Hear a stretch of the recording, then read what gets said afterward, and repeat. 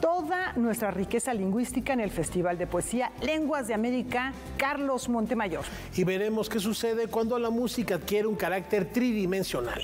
Rafael García Villegas, qué gusto estar contigo este martes. Laura Barrera, amigos del auditorio, bienvenidos a Noticias 22. Hola, Laura Regis, en la traducción de lenguas de seña mexicana. Y arrancamos con mucho pesar este programa. Con mucho pesar, con mucha tristeza. La verdad es que sí nos duele mucho porque había una cercanía con México muy grande, una lamentable noticia. Las letras están de luto. Falleció el escritor Antonio Skármeta. Vamos a ver una semblanza. Antonio Skármeta, escritor chileno y ganador del Premio Nacional de Literatura en 2014, falleció este martes a los 83 años. Así lo informó la Universidad de Chile, en donde fue estudiante de filosofía y posteriormente se desempeñó como académico. Su primer cuento fue El entusiasmo, publicado en 1965, y posteriormente escribió la obra Desnudo en el tejado en 1969. Yo, junto con leer a Kafka, Dostoyevsky, Camus, que eran mis autores favoritos en el liceo, era también un admirador del equipo de la U. Entonces coleccionaba la revista Estadio y cuando podía compraba el gráfico. Y mi papá odiaba el fútbol y alguna vez, sin que me sacara alguna mala nota en matemáticas, tiró la colección de estadios y gráficos que tenía por la ventana del departamento. En un exceso de furia. Una de sus novelas más reconocidas es Ardiente Paciencia, publicada en 1985, y fue a partir de esa obra donde nació una amistad entrañable con el escritor Pablo Neruda. El golpe de Estado en Chile en 1973 lo llevó al exilio y siguió con su carrera literaria en Argentina y Bolivia, pero fue en la Alemania Occidental donde adaptó varias de sus obras al cine. Desarrolló también una carrera de articulista en la revista Caras y el diario La Época, donde hablaba sobre temas culturales y deportivos. Del 2000 al 2006, durante el gobierno de Ricardo Lagos, se desempeñó como embajador de Chile en Alemania. Como dramaturgo, escribió El plebiscito, un monólogo que fue llevado al cine en la película No, de Pablo Larraín, y fue nominada al Oscar en 2012. Y por cierto que algunos colegas han criticado el hecho de que yo haga programas de literatura. Yo les digo que yo no pretendo reemplazar la literatura. Un programa de televisión sobre literatura no reemplaza la literatura. Es una instancia para excitar a leer. Para Noticias 22, Iván Ramírez. Caray, sí, qué pena. Además, un ejemplo para los periodistas culturales, hacia programas extraordinarios en los que realizaban una mezcla de cultura, de literatura, de deportes. Lo mismo lo veíamos en una cancha de fútbol, que luego leyendo alguna obra de autores internacionales visitó México. Aquí se le recibió justamente en Canal 22, le hicimos un recorrido por las instalaciones de Estudio Churubusco, del CENART. Estaba fascinado, adoraba la literatura, la cultura y el paisaje de nuestro país, así que sí resulta doloroso. El arte en general, ya oíamos su cercanía con el cine. Máximo Troisi dirige Il Postino, basado precisamente en el texto de este gran escritor, que después Daniel Catán hubiera también adaptado a la ópera, un hombre que trasciende los géneros artísticos y que hoy rendimos un tributo. Y por ahí decía Jorge Fernández, la mejor manera de tributar a alguien es que hoy nazca un nuevo lector de Antonio. El baile de la victoria. Estas novelas son riquísimas, así que hay que regresar a él. Bueno, y cambiamos de tema porque aquí se busca analizar los desafíos y las ventajas de este singular binomio. Sí, tecnología y cultura se verán las caras. La Universidad del Claustro de Sor Juana será la sede donde se llevará a cabo el 6º Encuentro Nacional de Gestión Cultural, en el que se tratarán temas culturales a partir de la era digital. Tiene como propósito reflexionar acerca de la digitalización del sector cultural. Esto es una mirada de lo positivo y lo negativo que puede tener para el sector. Y vamos a tener conferencias magistrales, vamos a tener conversatorios, ponencias de investigadores y talleres para poder reflexionar acerca del tema. Participarán la profesora universitaria especialista en posthumanismo Francesca Ferrando, Ernesto Piedras, que hablará sobre la democratización del sector cultural a partir de la tecnología, y Marcela Flores hará una reflexión sobre la digitalización. Vamos a ver, por supuesto, los beneficios, porque la tecnología nos beneficia de múltiples maneras, ¿no? Tanto en los procesos de creación como en la difusión, la investigación, pero también pues aquellos retos a los que nos enfrentamos precisamente por cuestiones legales, por ejemplo, las creaciones que son tomadas por la inteligencia artificial. De hecho, vamos a debatir acerca de los derechos de autor y, por supuesto, pues tener una mirada crítica, ¿no? Para que esto sirva como información para el sector cultural en general. Las actividades son abiertas al público. Además, las conferencias magistrales estarán disponibles en las redes sociales oficiales de la Universidad del Claustro. Este encuentro es un esfuerzo de la Red Universitaria de Gestión Cultural México. En esta ocasión, la Universidad del Claustro de Sor Juana es sede de esta 6ª emisión y quedan todos invitados a reflexionar sobre las oportunidades y desafíos de la digitalización en el sector cultural. El 6º Encuentro Nacional de Gestión Cultural se llevará a cabo del 16 al 18 de octubre en el Auditorio Divino Narciso. Para Noticias 22, Iván Ramírez. En las nuevas generaciones descansa el futuro del planeta. Y esta joven zapoteca está sentando precedentes. Betsabeth Martínez Gutiérrez se involucró desde temprana edad en temas de liderazgo y preservación de la lengua zapoteca y los derechos humanos de las comunidades indígenas. Es originaria de Santiago Matatlán, en el estado de Oaxaca. Es egresada de la Facultad de Contaduría y Administración de la Universidad Nacional Autónoma de México y ahora ha sido seleccionada como joven mujer zapoteca para participar en la conferencia de la Organización de las Naciones Unidas sobre Cambio Climático. La beca consiste en que como jóvenes seamos observadores de las negociaciones que se llevan a cabo en las conferencias sobre el cambio climático en la ONU, y nuestra función pues básicamente es observar de lo que se habla, de los temas, de cómo se incluye a las comunidades indígenas y afrodescendientes en un espacio tan grande, pero también tenemos la oportunidad de participar en eventos paralelos, es decir, conferencias de prensa, para que tengamos un espacio como jóvenes para hablar de nuestras comunidades, para hablar de nuestros proyectos. En enero de 2024 fue preseleccionada y 2 meses después, en marzo, se le otorgó la beca que la integra al grupo de 12 jóvenes latinoamericanos, 4 de ellos de Brasil, y ella como única representante mexicana. Betsabeth es consciente de la necesidad de aproximar una solución al cambio climático de manera orgánica y transversal. Ella se ha centrado en las comunidades indígenas y afrodescendientes sin perder una perspectiva de género. Las comunidades indígenas son quienes afrontan de forma directa las consecuencias del cambio climático. En este caso, por ejemplo, yo soy de una comunidad indígena zapoteca que se dedica a la producción del mezcal, y en ese tema de 10 años a la fecha se llevó a cabo lo que fue el boom mezcalero, y finalmente las empresas llegan, maquilan el mezcal en Santiago Matatlán y en muchas comunidades alrededor de valles centrales. Pero quienes afrontan de forma directa las consecuencias del cambio climático son las comunidades indígenas, ya que nadie hace una reparación de los daños de lo que las empresas llevan a cabo por la producción masiva de mezcal. Betsabeth ya ha participado en la primera parte de la conferencia sobre cambio climático, que se realizó del 3 al 13 de junio en Alemania. Una segunda etapa se llevará a cabo en Bakú, capital de Azerbaiyán, del 11 al 22 de noviembre. El principal tema de las negociaciones que se lleva a cabo es justo el tema de la meta colectiva cuantificable del financiamiento climático para que los países en desarrollo puedan formar parte de esta meta. El tema tanto de la educación, el tema económico de las potencias. Entonces es un rol que se tiene como que hablar en las negociaciones, que como jóvenes tenemos que interesarnos en ese tipo de temas, porque va más allá de los proyectos que se puedan hacer, va más allá incluso de las actividades. Noticias 22, Víctor Gaspar. Y esto ocurre entre música y artes gráficas. Sí, porque continúa esta centenaria celebración. Se llevó a cabo la ceremonia de premiación de las convocatorias, composición musical y diseña el cartel conmemorativo por los 100 años de Radio Educación. Lo que buscamos con estos premios fue precisamente establecer una comunicación mucho más estrecha con nuestras audiencias. Como sabemos, todos los medios públicos tenemos una relación muy íntima con sus audiencias, y en el caso de Radio Educación eso es cotidiano, eso es parte de nuestra actividad normal.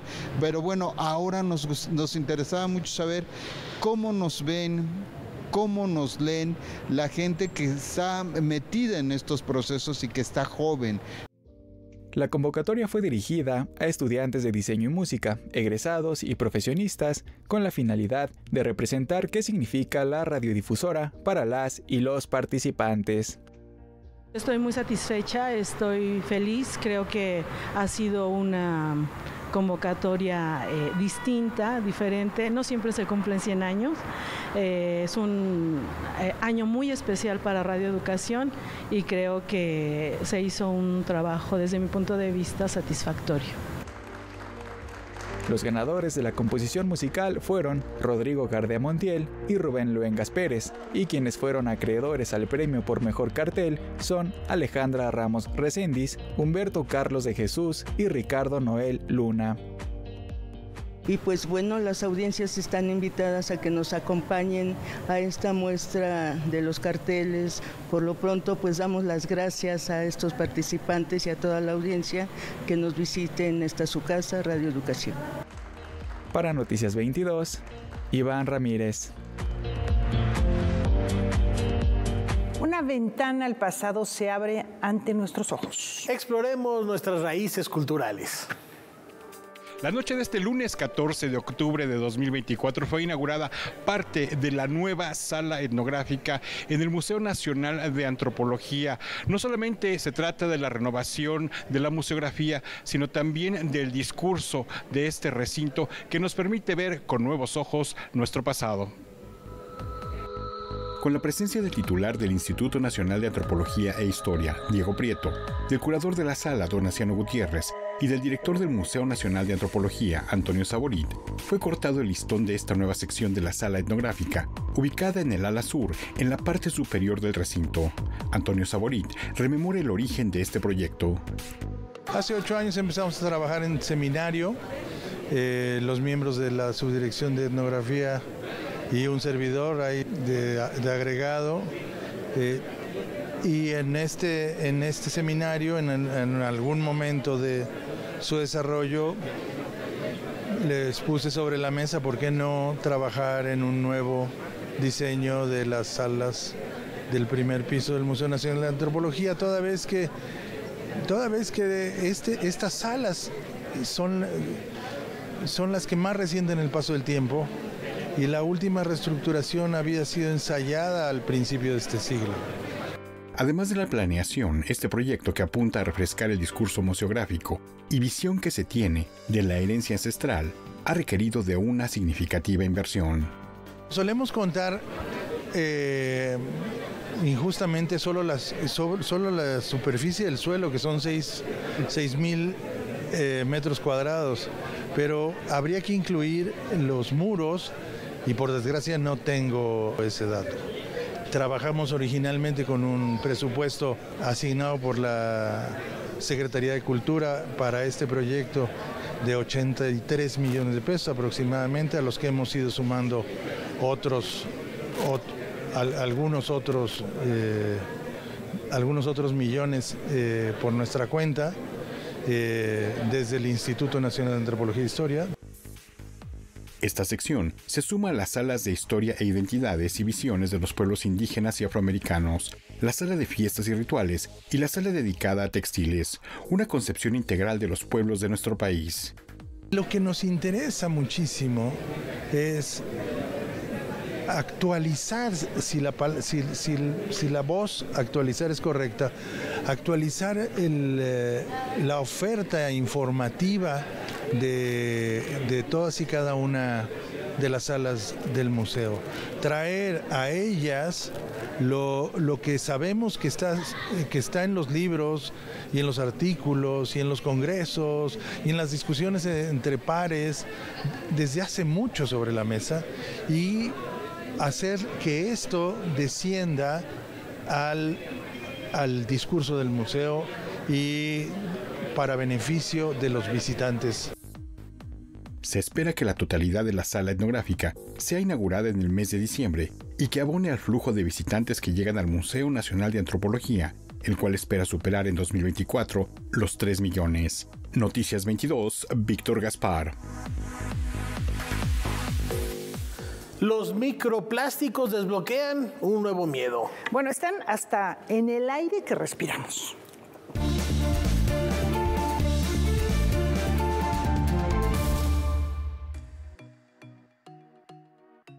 Un experimento con ratones en la Universidad de Rutgers, Estados Unidos, comprobó que la contaminación de polímeros en el cuerpo va más allá de lo imaginable. Estos compuestos, que fueron detectados en los tejidos de una madre, ya sea en la sangre o en la placenta, pueden transferirse a sus crías durante la gestación y permanecer en sus cuerpos después del nacimiento. Hasta 2022, los científicos descubrieron que este material sintético se puede alojar en cualquier parte del cuerpo de peces, aves y mamíferos. No solo en el sistema digestivo, sino en espermatozoides, placenta, torrente sanguíneo, cerebro, colon, hígado y riñones. En el caso específico de los ratones del laboratorio de Rutgers, se halló plástico en pulmones, corazones, hígados, riñones y cerebros de los ratones recién nacidos. Aunque hay la posibilidad que la madre transfiriera la contaminación plástica a las crías a través de la lactancia. El estudio publicado en la revista Science Direct señala que las partículas microplásticas son un contaminante ambiental prácticamente omnipresente. Los residuos han penetrado en todos los ecosistemas del planeta, desde los mares, círculos polares e incluso las nubes. Hasta el momento, su presencia en el cuerpo humano se le relaciona con inflamación y estrés oxidativo en el sistema gastrointestinal y respiratorio. Noticias 22. Y ahora nos vamos a tierras cervantinas que fueron poseídas por un singular grupo de diablos.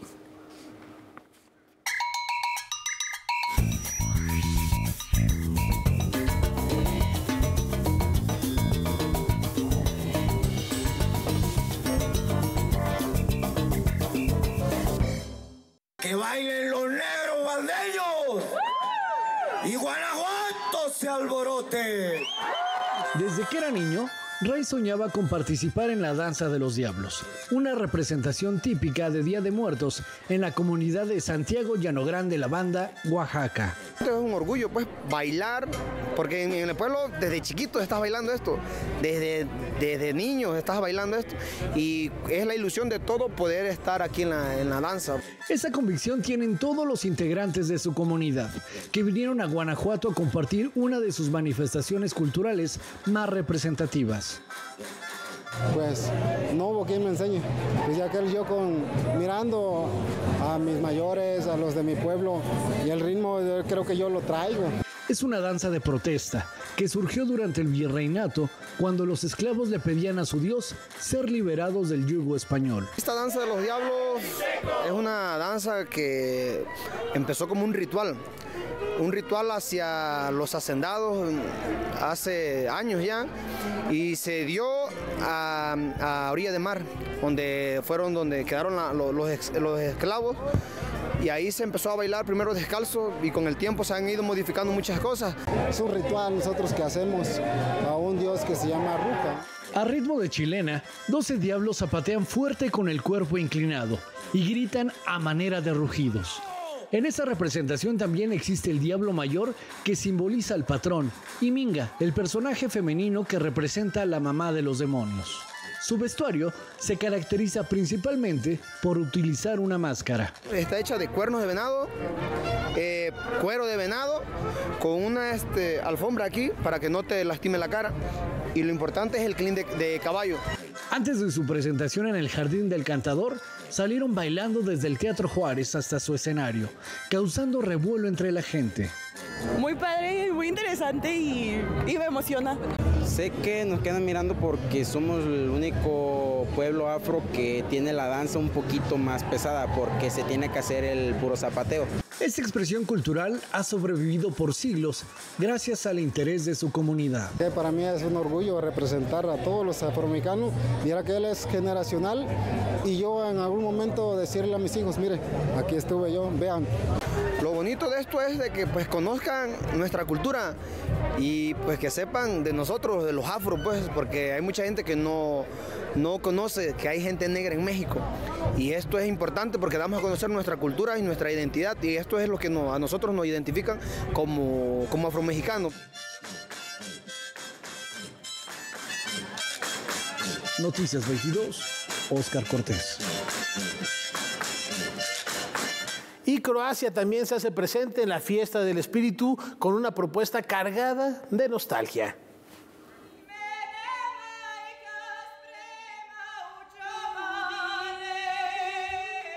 El ánimo se fue calentando desde la sala de prensa Carlos Jiménez. Aquí, Lado, la Compañía Nacional de Danza Folclórica de Croacia, con 75 años de historia, dio una pequeña muestra de lo que nos aguardaba para su concierto en la Alhóndiga de Granaditas. Música vocal tradicional que reconoce la UNESCO como Patrimonio Inmaterial de la Humanidad. Son algunas una evocación a los pájaros, otras historias de vida, memorias y sentires dentro y fuera de la costa adriática, la Sierra Central y la región panónica. In Croatia, we are so proud because we are professional national ensemble in Croatia, and we have so many different dance songs and music from all the parts from Croatia, and the people who live in different neighbors, but they are Croatian also. Is a feast for the eyes and the ears because we are a small country, but every part has very, very much differences, and that's the beauty. Ante una alhóndiga de Granaditas llena, 38 bailarines y más de 70 instrumentos, entre ellos el Istari Smig y la ligérica, trasladaron al público al oeste de los Balcanes. Cada ropaje tiene una carga simbólica en cada una de las más de 100 coreografías en el espectáculo. We have one specific costume that has like 7 kilos, so it's really, really challenging. Every choreography is in its own way a little masterpiece. At first choreography ceremony, the little girls go house to house and gift flowers, and the last concert is last choreography is weddings, and every choreography is some story about girl who lives some alone in some place, or one pair, girl and boyfriend, dance together, and this is love dance. Una noche de júbilo, de nostalgia, un encuentro donde Croacia mostró su lado más íntimo y que de una u otra forma nos recordó por qué como países debemos preservar nuestras tradiciones. That's because you have to know where you came from to know where to go in the future. I think that's why we need to preserve our traditions and cultures, because it's really easy to get lost in this internet world today. Con imágenes de Javier Contreras y Enrique Varela, reportó para Noticias 22, Rodrigo Peredo.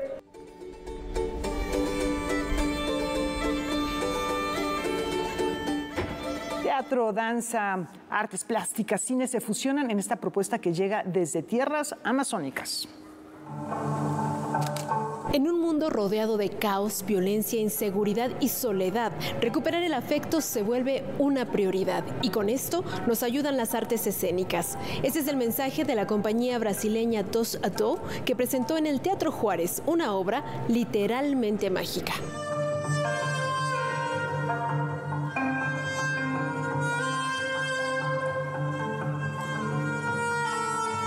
Teatro, esse espetáculo é uma imersão sensorial, física, pictural, entre uma mistura de dança, teatro, artes plásticas e cinema. E é um espetáculo em que o público ele entra dentro de uma viagem, de uma jornada interior, onde tem vários símbolos, várias camadas de leitura possíveis, para que cada espectador, com a sua vivência, possa entrar dentro dessa obra. Dos a Do no es una compañía convencional de artes escénicas. Propone diálogos sin palabras y danzas sin coreografías. Invita al público al teatro, pero a ver con los oídos y a oír con los ojos. É um espetáculo que fala muito das suas sombras, do seu interior, das suas dores também e da sua cura.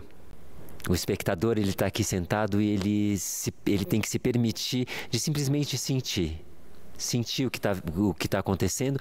Ele é extremamente visual, são muitas imagens e muitos sons. La compañía Dos a Dos tiene su origen en 1997, cuando se conocieron los actores y bailarines Arthur Luanda Ribeiro y André Curti, quienes decidieron realizar un proyecto de investigación teatral y coreográfica. Esta iniciativa tiene 2 sedes, una en París y otra en Río de Janeiro, Brasil, y sus propuestas experimentales no han estado libres de la censura, porque aseguran el teatro se vuelve político tan solo por el hecho de resistir desde el teatro.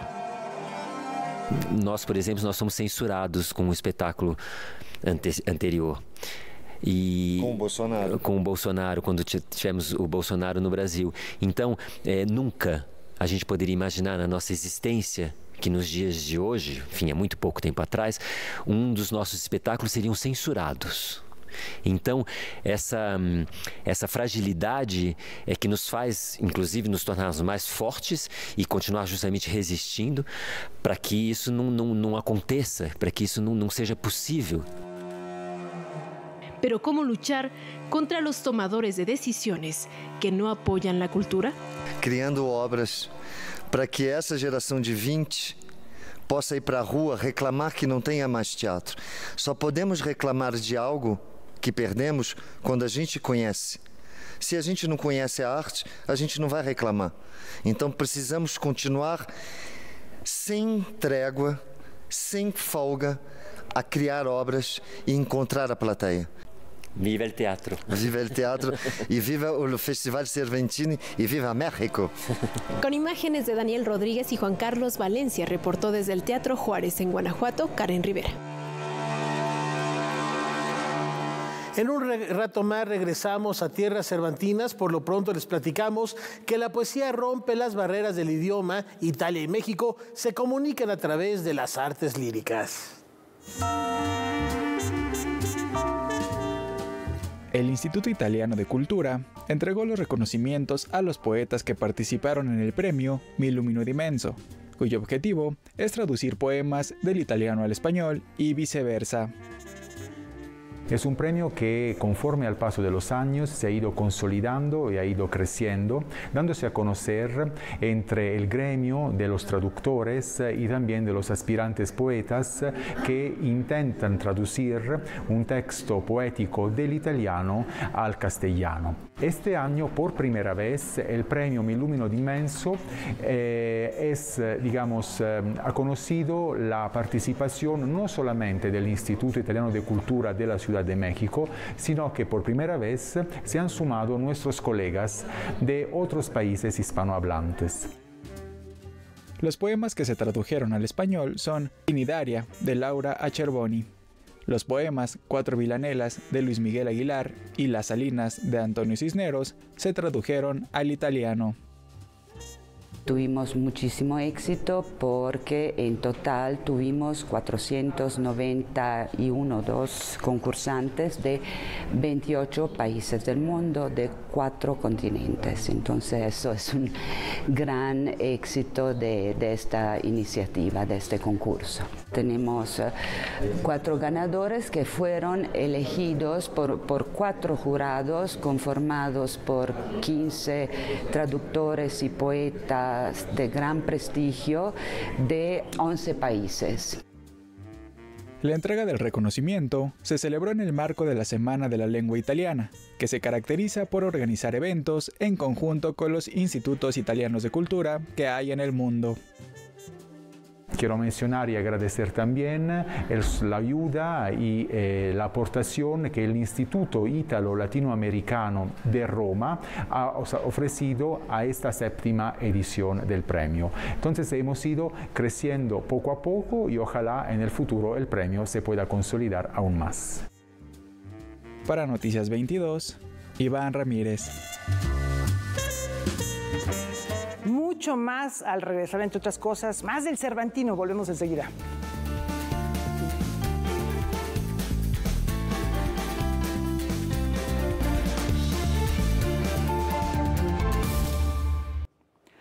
Como cada semana, volvamos la mirada y provoquemos el diálogo y la reflexión desde la zona violeta.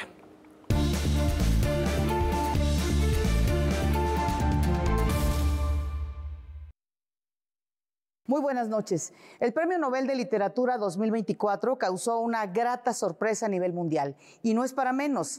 Han Kang, una mujer de 53 años de Corea del Sur, fue galardonada por su intensa prosa poética que confronta los traumas históricos y expone la fragilidad de la vida humana. Kang no figuraba en la lista de escritoras y escritores favoritos. Se convirtió en la primera surcoreana y asiática en recibir el máximo reconocimiento para la literatura. Han Kang nació en 1970 en Gwangju. A los 23 años comenzó su carrera literaria rodeada de libros gracias a que su padre es escritor, y cuenta que desde muy pequeña lo observó en su labor y en su entorno pobre.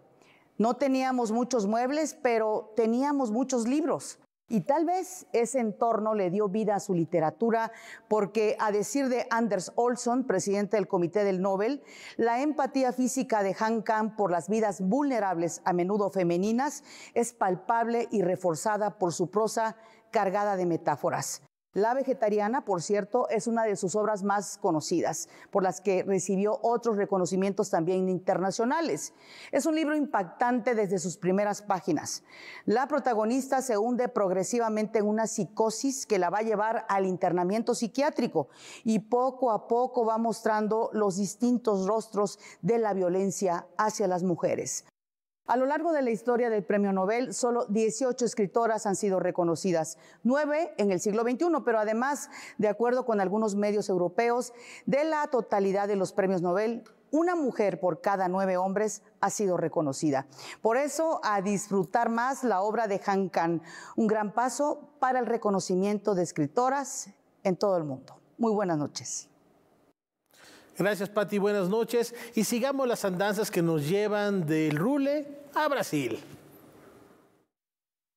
Las relaciones entre México y Brasil se fortalecen una vez más por medio del arte. Esta exposición nos enseña una parte importante de la cultura brasileña. Acompáñame a conocer a La Mala, morada andariega de libros de artista. La idea de esa exposición surgió cuando estábamos elaborando el proyecto de residencia artística. Es un proyecto de residencia artística de libros de artista con exposiciones internacionales itinerantes. Y el concepto era de todo tiene que caber en una maleta.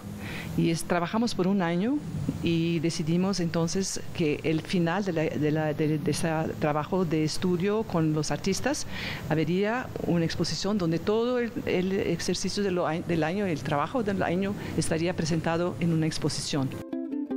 Inspirado en la obra Gran Sertón, Veredas, de João Guimarães Rosa, Mala busca juntar los libros y el arte con andanzas. Exposición que muestra una poética individual con temática alusiva al tiempo y la cultura. El tema de la exposición es andanzas. Nosotros vimos cómo nos desplazamos en el espacio, en el tiempo. Cada libro es único, pero hablan entre sí en razón del desplazamiento. Que el objetivo también de ese trabajo es establecer conexiones interculturales, porque el libro tiene una capacidad de atravesar fronteras y elevar contenidos. Entonces, con esta exposición traemos los contenidos culturales, representamos nuestro país, el Brasil, y cambiamos y recibimos también la cultura de los otros países que nos reciben, porque ampliamos nuestros horizontes de percepción. Con la intención de crear un equipaje que sirva de modo introspectivo, estos libros de artista utilizan aspectos visuales y escritos que se relacionan con virtuosos mexicanos como Felipe Ehrenberg o Ulises Carrión. Y son diversos formatos. Cada libro inspira un formato. Existen formatos sanfona, formatos... son diversos. Cada idea... é um formato. Esse é o livro de artista é pensado integralmente, não só a escrita, como a ilustração, como o formato também habla sobre o tema de cada livro. Entre grafismos, fotografías, escritos y más de artistas como Ana Meireles, Eduarda Rinaux, Lilian Parola, entre otras, podrás visitar esta exposición de forma gratuita hasta el 20 de octubre en el tercer piso del Centro Cultural El Rule. Noticias 22, Humberto Castoreda. Basta darse una vuelta por la Feria del Libro del Zócalo para confirmar si la justicia realmente es ciega. El próximo viernes, en el marco de la Feria Internacional del Libro del Zócalo, el escritor guatemalteco Dante Liano presentará su novela El abogado y la señora, publicada este año por el Fondo de Cultura Económica. Aunque la primera edición de esta obra vio la luz en 2015, tuvo una circulación acotada al país de origen del autor y, por lo tanto, era imposible encontrarla en librerías nacionales. Publicar en el Fondo de Cultura Económica es un gran honor. Publicar un libro que es barato, que la gente lo puede comprar, según mi experiencia, y ya es una vasta experiencia, según mi experiencia, es contribuir a que el libro circule y se difunda. La historia gira en torno al infame abogado Abundio Revolorio, un sinvergüenza cuyo modus vivendi consiste en estafar a sus clientes y emborracharse hasta perder la conciencia.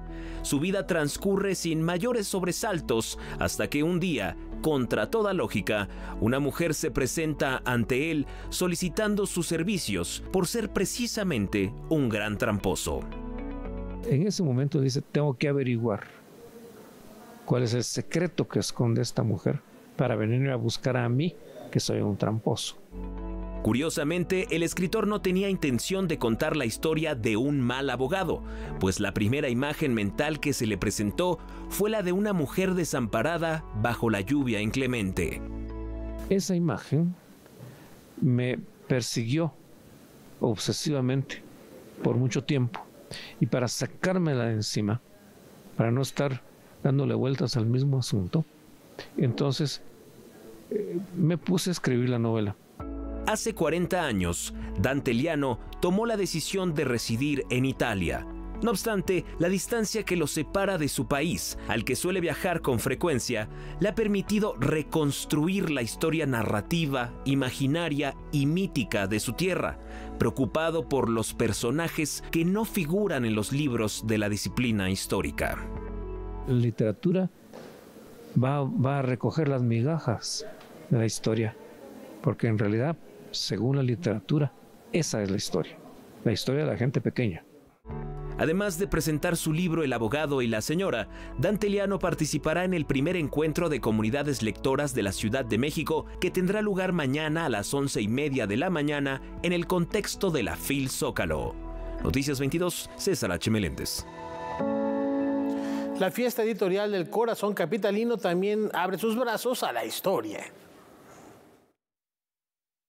La distinguida historiadora peruana Natalia Sobrevilla Perea, quien ha dedicado buena parte de sus esfuerzos académicos al estudio de los procesos de independencia y consolidación de las naciones andinas que estuvieron dominadas por la corona española, se encuentra de visita en nuestro país para participar en la Feria Internacional del Libro del Zócalo.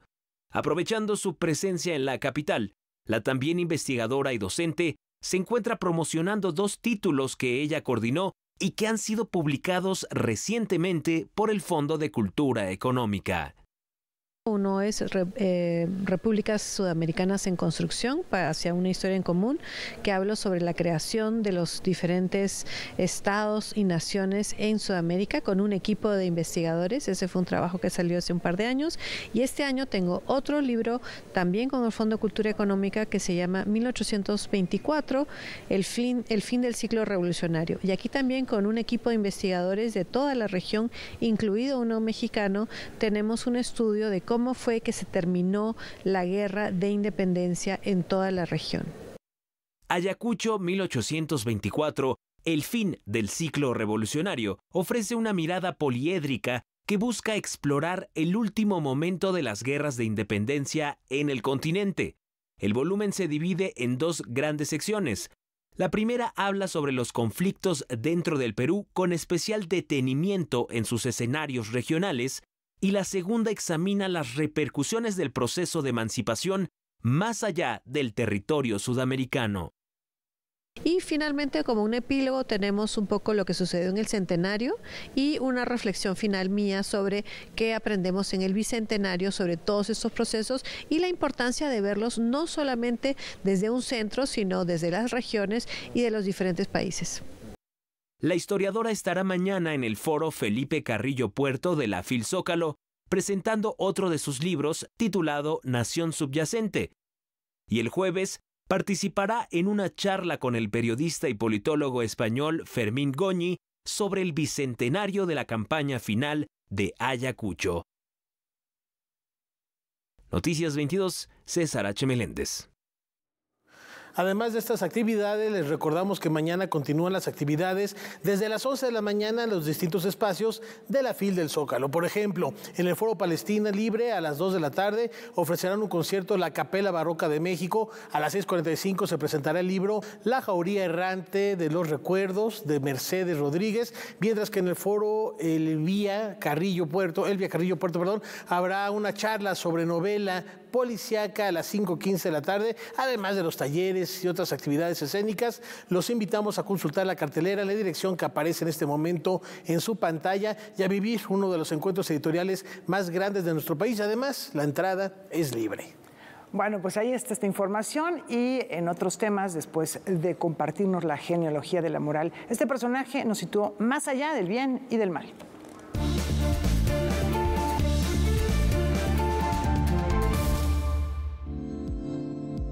Uno de los filósofos que se atrevió a señalar que Dios ha muerto fue Friedrich Nietzsche.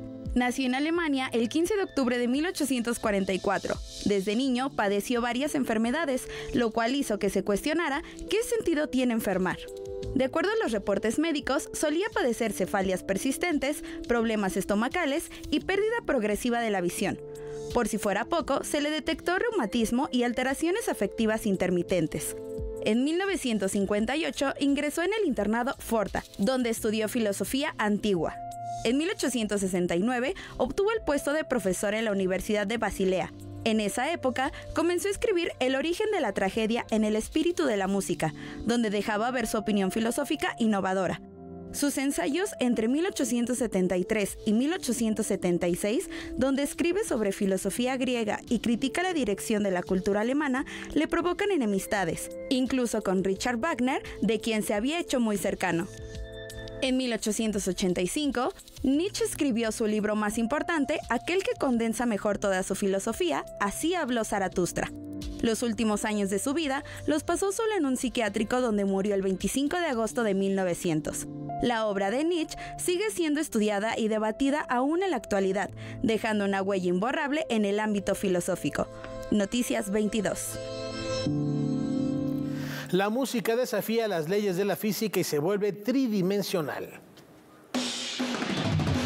El sonido como lo conocemos nos puede trasladar a un ambiente tridimensional, una sonoridad envolvente donde se simula la interacción del cuerpo con el entorno.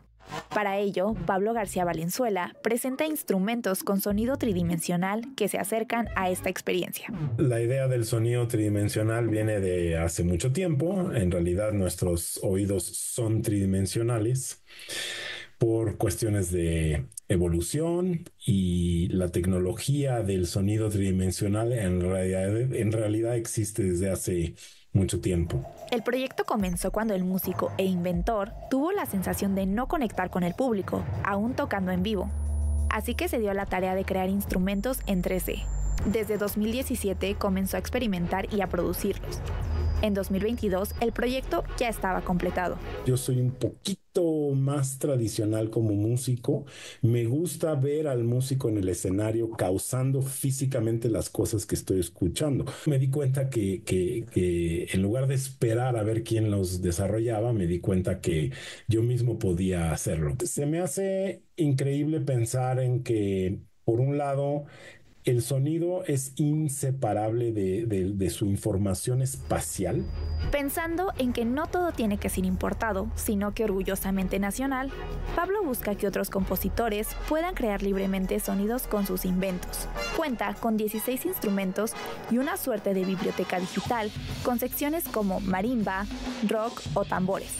Y para poder celebrar este gran paso en su carrera, será el lanzamiento acompañado de destacados conocedores del diseño sonoro como Martín Hernández, Francisco Amaya y José Wolfer. Voy a tener un evento de lanzamiento del producto de la marca el día 16 de octubre, miércoles 16 de octubre a las 7:30 de la noche en SAE Institute México, en La Condesa. Voy a estrenar una sinfonía en México, una sinfonía para sonido tridimensional, para bocinas. Micrófonos en diferentes direcciones se utilizaron para llevar a cabo la grabación, capturando toda la información acústica, buscando nuevos discursos y lenguajes innovadores a partir de la tecnología. Para Noticias 22, Luz Balcázar. Y regresamos al Cervantino porque los ecos africanos también resuenan en el Bajío.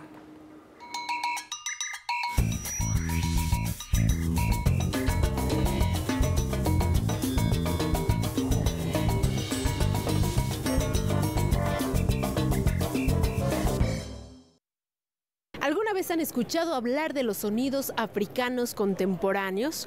Dovet Niaogue es una cantante, bailarina y percusionista originaria de Costa de Marfil que busca llegar al público joven con estos sonidos. Su más reciente material discográfico lo dedica a quienes tienen en sus manos el futuro de África.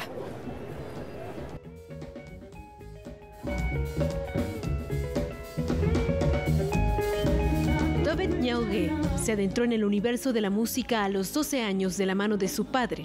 Desde entonces se consideró una artista libre, sin ataduras comerciales. Originaria de Costa de Marfil en África Occidental, crea sonidos y canciones difíciles de clasificar en un género, pero a los que ella describe como música africana contemporánea. Je ne sais pas si il faut la comprendre ou s'il faut la sentir, parce que c'est une question d'émotion, c'est une question de diversité, c'est une question d'inspiration et de composition par rapport aux émotions de chaque artiste. C'est comme un peintre qui fait la peinture abstraite, chacun y trouve son bonheur dedans. Donc je ne sais pas s'il faut l'expliquer, mais je m'inspire beaucoup de la musique traditionnelle.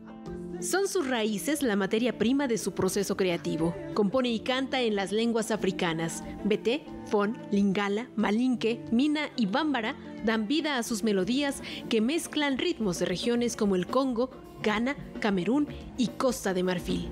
Así, revalora lo que llama el panafricanismo.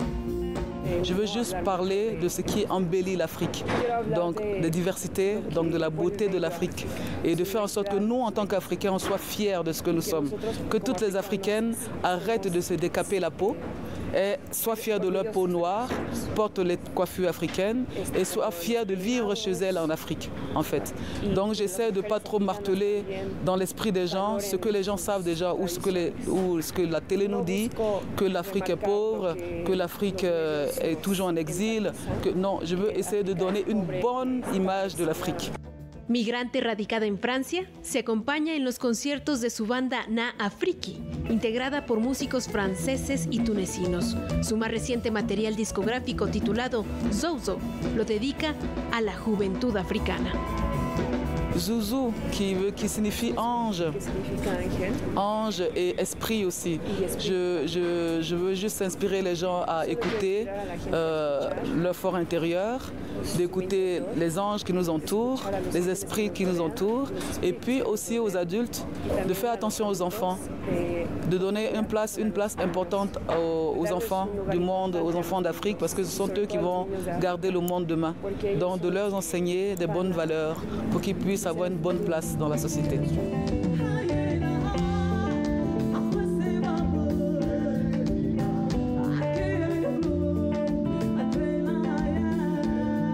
Con imágenes de Daniel Rodríguez y Juan Carlos Valencia, reportó desde Guanajuato Karen Rivera.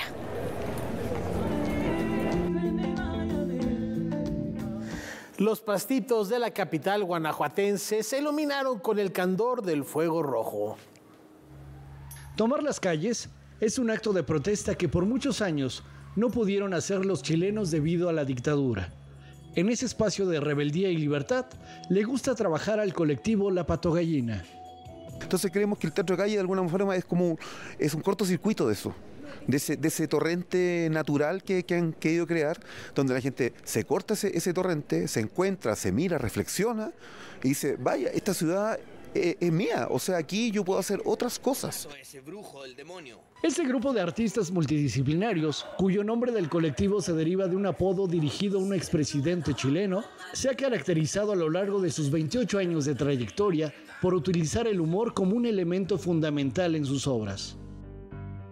Creo que el humor ha sido además una herramienta también de resistencia y también de juego desde los pueblos hacia el poder, hacia lo político, para contrarrestar también la violencia. O sea, creo que en el humor nosotros encontramos un discurso. Con esas credenciales, llegó la agrupación por primera vez a México para presentar en el escenario de Los Pastitos su obra titulada Fuego Rojo, una pieza basada en las reflexiones de la trilogía Memoria del Fuego del escritor uruguayo Eduardo Galeano. Como resultado, o lo que uno puede tomar como conclusión después de haberlo leído, es la cantidad de cosas que nos unen a los pueblos latinoamericanos. Veremos cómo un funeral se transforma en una fiesta pagana, en donde un ataúd se convierte en un portal en el que se conectan los ritos y las tradiciones latinoamericanas, convirtiéndose en una ópera rústica. ¿Qué hace Galeano? Es a eso, a recuperar ese tejido que existe entre nuestros países. Y Fuego Rojo es también tomar eso y tomar la tradición y tomar todas las imágenes que es la tradición, porque está llena de imágenes, de conceptos, de mitos, de ritos, y apropiárselos. Yo creo que la diversión también es una cosa de todos los pueblos y de los pueblos latinoamericanos, la fiesta, el carnaval pagano, el fuego, y esa invitación es la que hacemos al público, que venga, que viva catarsis con nosotros, que reflexione, que se divierta, que viva el espacio público en comunidad, que se reencuentre. Este espectáculo circense se presentará el próximo 18 de octubre en la Ciudad de México. Con imágenes de Daniel Rodríguez y Juan Carlos Valencia, informó Óscar Cortés.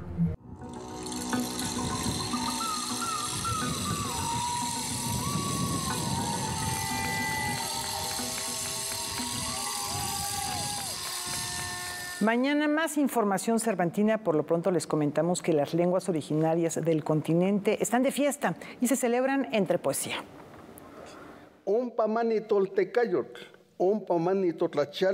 Con la participación de 10 poetas, 7 mujeres y 3 hombres, quienes compartieron sus obras en las diversas lenguas originarias que representan, se llevó a cabo en la Sala Miguel Covarrubias del Centro Cultural Universitario la 10ª edición del Festival de Poesía Las Lenguas de América Carlos Montemayor. Esta edición tiene como tema el agua y la erradicación de la discriminación en el marco de los Objetivos de Desarrollo Sostenible para el año 2030. El reconocimiento de las lenguas y tiene que ver precisamente con un orden constitucional. Se reconoce a México como un país pluricultural y esta pluriculturalidad está dada por la presencia de los pueblos originarios, y los pueblos originarios tienen una cultura propia, tienen una lengua.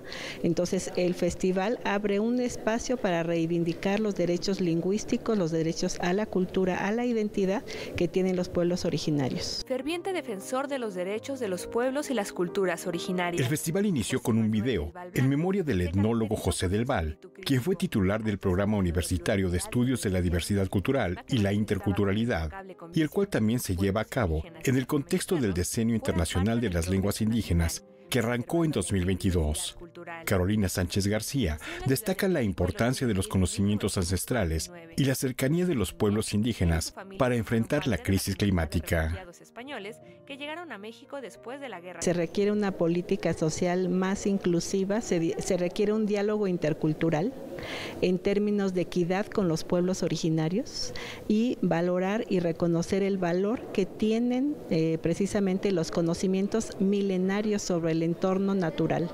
Los pueblos originarios se ubican en aquellos lugares en donde se concentra la mayor parte de la biodiversidad del planeta, y eso significa que ese contacto milenario que ellos han tenido con este entorno pues nos muestra claramente ese conocimiento que tiene que ser aprovechado en políticas y programas para adaptarnos a este cambio que se está sucediendo y además de eso para mitigarlo. Se acende.